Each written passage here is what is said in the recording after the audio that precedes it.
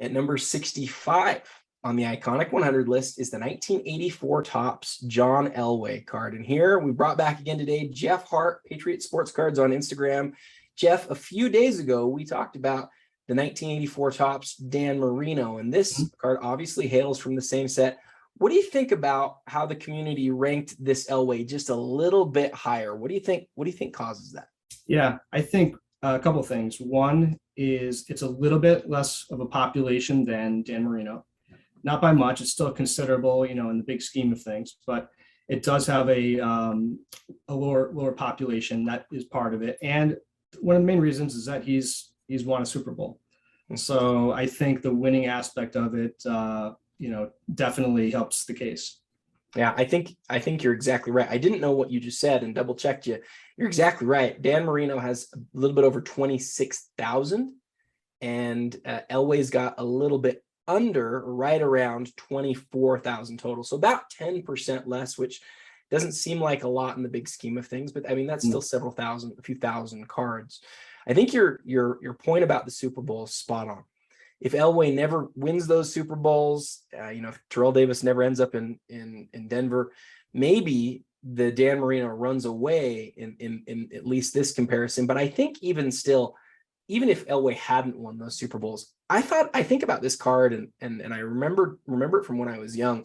This is a card that in the mid 80s really personified football. And it's one of those cards that even 10 or 15 years later was really like at the height of popularity in terms of like well-known, well-recognized cards. It's not shocking to me that today that people still think of it that way.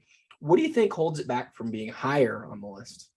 Yeah, I think there's a lot of parallels again with the Dan Marino card. It's kind of hard to separate the two. But obviously the larger population holds it back. The rarity factor just isn't there. And I think that it depends kind of the popularity of the football teams of the era too. When you look at the San Francisco Giants and Joe Montana, he kind of ruled the 80s, and not that he overshadowed completely Elway, but at the same time, he wasn't exactly on the same level at that point in the 80s. Yeah, I think you're exactly right. Last thing that I want to mention on this one that I think is important. We talked about the total population numbers being fairly close. Well, the 10 population is quite a bit different. I think this is something that you knew about. The Dan Marino has been graded in a 10 401 times. The Elway has only been graded in a 10 198 times, less than half the number of PSA 10s. Why do you think that is, Jeff? I don't know exactly, but my hunch would be probably centering. Yeah. On that card in that set, it's very difficult to find a centered copy. When you have 400 out of 26,000 or 200 out of 24,000, that sounds like a lot, but it's a very small percentage of the amount of cards graded.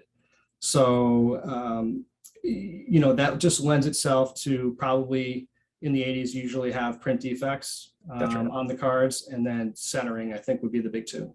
Yeah, I think you're spot on. I don't know exactly, to be clear, either what the exact difference is between why there's more Marinos than there are Elways. What I do know is that there's over 50 times as many 9s and 8s as there are 10s, and so it's a card that's grading a 10 something like 1% of the time total out of all of them that have ever been graded.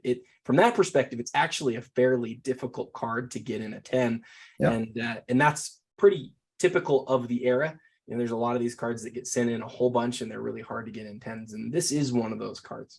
Again, that's card number 65 on the Iconic 100 list, the 1984 Topps John Elway rookie card. Thanks again to Jeff to covering this one with me. I'll be back tomorrow with a new guest for card number 64. And until next time, happy collecting.